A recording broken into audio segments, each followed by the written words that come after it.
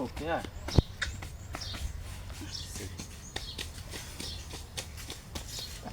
Sasa kwema?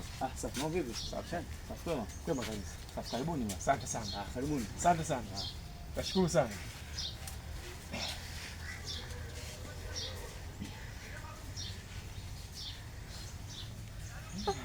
Ndio huyu mwenyewe. Ndio mwenyewe? Ndio mwenyewe. Mbona ameondoka ghafla ghafla? Hakuna bado vitu kutekeleza mipango. Sema ile futari ya jana ilikuwa kabanga. Yaani futari unambia na kila kitu choma samaki. Kila kitu wewe. Sasa leo hapa inaonekana blaza mimi kapangalia mambo makubwa. Ndio maana kawaida tu. Mazingira nyingi sana. Ukikubali. Unajua watu nani?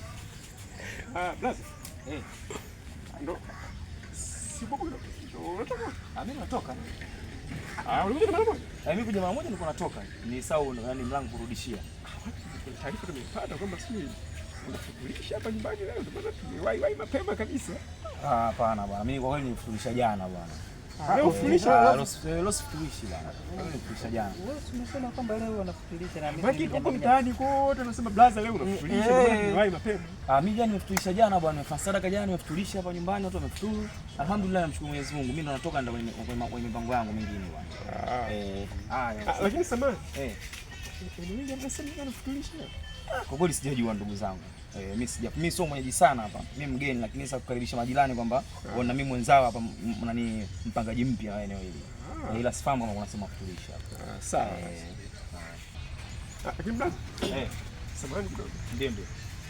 Sasa kuna 2000 labda ukusaidia labda tukapata tufuku hapa. Hapa mimi sina. Naomba blaza. 2000 labda tukafuturu sasa sehemu nyingine. Kwa nini mnafunga?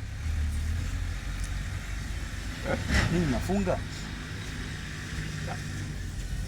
Mimi ni mambo ya kiuni bwana. Nafungaga. Wewe unaitwa nani? Wewe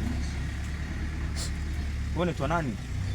Blaza wewe tusaidie tu. Acheni mambo ya kiuni bwana. Acheni uni bwana. Huu mwezi wa Mwenyezi Mungu bwana, mwezi wa toba bwana. Acheni uni bwana. Sinaribia saumu yangu jioni magharibi natakuwa nitafanya mambo mengine. Acheni uni bwana.